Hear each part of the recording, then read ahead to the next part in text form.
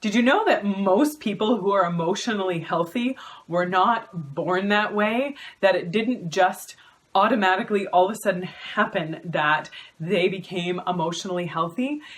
That there are actually specific habits and intentional things that emotionally healthy people do to both create a sense of emotional health and also maintain their emotional health.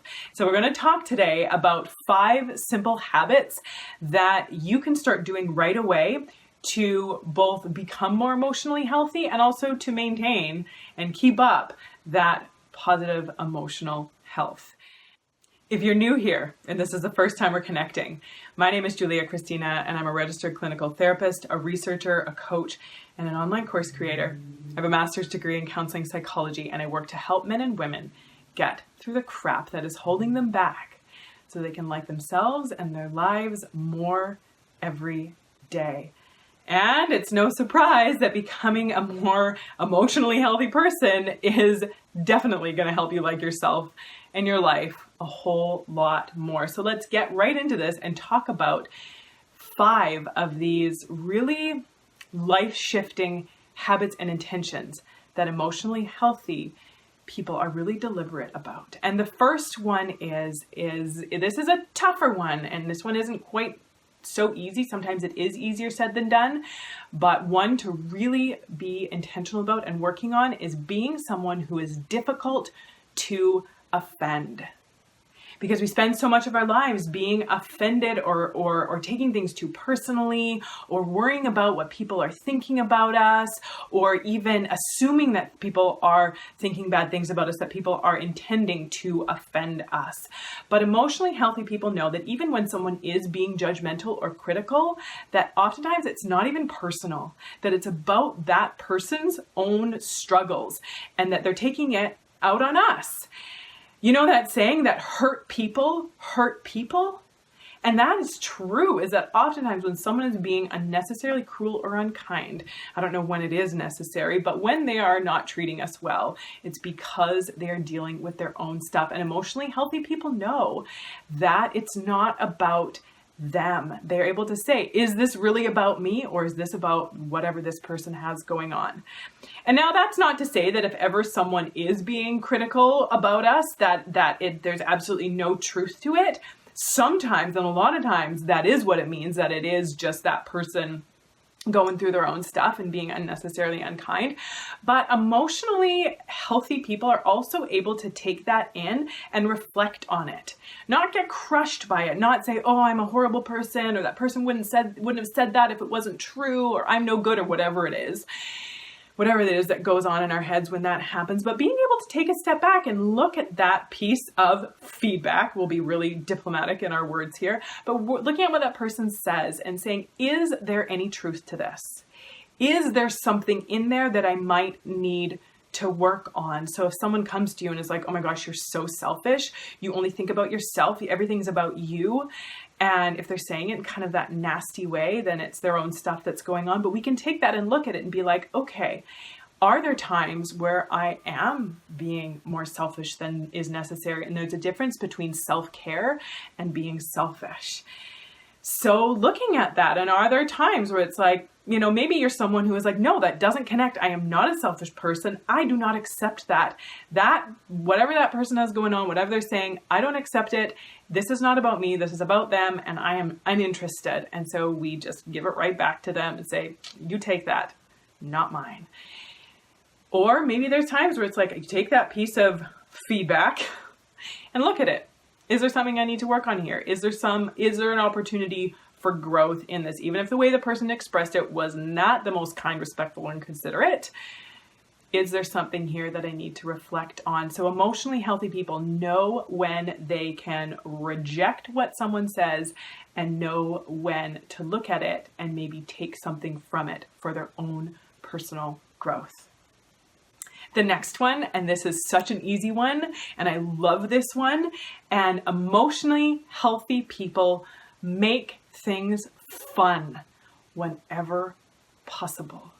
They look for opportunities to make things fun. If it means turning on the music and having a dance party while you're doing the dishes or cleaning up or driving to work or whatever it is, making things fun, listening to music, having dance parties, just not taking life so seriously. And you better believe that when I'm out for my runs and I'm listening to my awesome 80s playlist, and if I come to a stoplight and I've got the music going and I'm right in the groove of it, if I come to a stoplight and I'm waiting on the street corner, you better believe that I am the person who is full out dancing to her music on the street corner. I love it. And there are a few things that make me happier than being able to have a dance party. So if it happens to be on a street corner, then that's where it's happening. So letting ourselves have fun and not even worrying about what other people might be thinking. And the truth is, some of you might be thinking oh my gosh, I would never do that. I would never stand on a street corner and listen with earphones in and be dancing around. But the truth is, what is the worst thing that someone could think? Oh, there's a person dancing on the street corner. They look like they're having fun. But we get so in our heads and we stop ourselves from having fun, from just connecting with joy and just letting ourselves not take life so seriously and living more full out and more fully in our lives, because we sometimes get worried about what other people might think, or we take things too seriously. We take life too seriously. We're not here for a long time.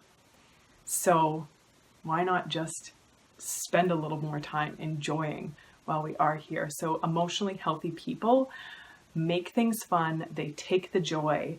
They engage in life with more intention and more passion and more vigor.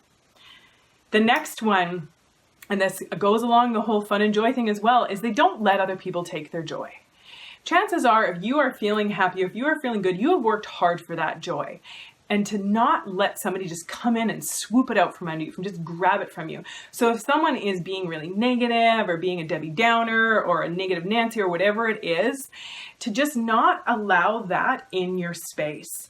To be able to have some boundaries around that, not get pulled in. It doesn't mean that we're not there for someone who's struggling, but there's a difference between being there for someone who's struggling and getting pulled into someone who's just being negative and complainy and just ugh.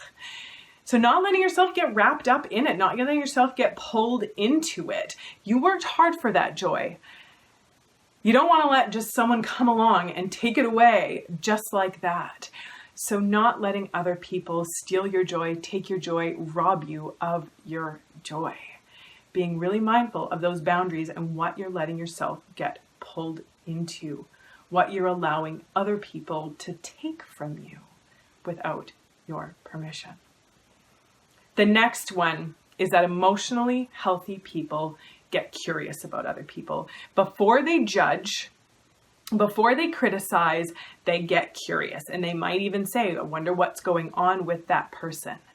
I wonder what they're dealing with. And it doesn't mean that getting curious about what someone's going through, if they're being kind of nasty or cruel or unkind, it's not about just saying, well, they're going through stuff and that's why they're acting that way.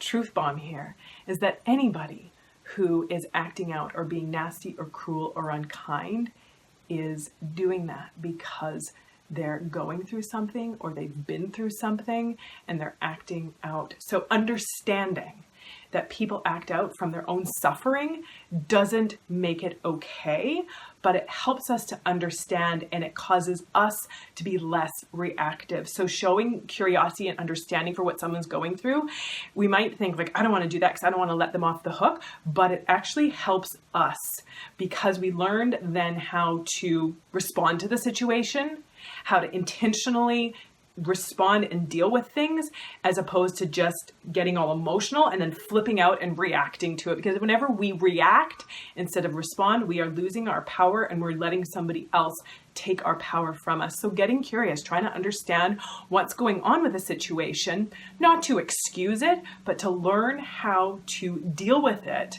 in a productive, useful, and responsible way. That's what emotionally healthy people do. They respond. They don't react. And then our last one, and this is a huge one, and you've heard me talk about this before, and I hope you're starting to really understand how important this one is that emotionally healthy people have healthy boundaries. They allow themselves to say no. They allow themselves to express their wants, needs, preferences, thoughts, and ideas. They allow themselves to hold their own ground, not by invading other people's ground, but also not allowing other people to invade theirs. So they hold their own space and they stand firm in their stuff without invading somebody else's space, but without also letting other people invade their space. They allow themselves to have their boundaries, to communicate those boundaries in ways that are clear and respectful and kind. Speaking of boundaries, I have a download for you, 25 ways to say no. This is huge. Learning how to say no in ways that feel comfortable for us, in ways that connect with us, are huge for not only protecting ourselves from being taken advantage of, but also protecting ourselves from suffering and struggling with a lot of anger. Did you know that people who struggle with a lot of anger really actually struggle with boundaries? Because people who struggle with anger oftentimes feel really violated. They feel like their life is not up to them. Their choices are not up to them. They don't have their own sense of autonomy. So they flip out and they get really angry about communicating that stuff, their wants, needs, and preferences. And they do it in a really angry, disrespectful, unhelpful, destructive way. But it's because they don't have healthy boundaries in their lives. They don't actually believe that they're allowed to speak up for what they want and need and do it in a kind and respectful way. So anger issues oftentimes equate to boundary issues. Boundaries are huge. If you're someone who oftentimes feels frustrated or overwhelmed or angry, chances are you have a boundary issue and we need to work this one out. Grab that download, subscribe to the channel, like the video, share your comments in the comment section below. Which one of these really connected with you and which one are you going to commit to being intentional about today? Let me know. I'd love to hear from you. Come and join my Facebook group, goodformegroup.com. Heart-centered go-getters who are also kind, compassionate, supportive, and fun, because fun is essential. Until next time, take good care.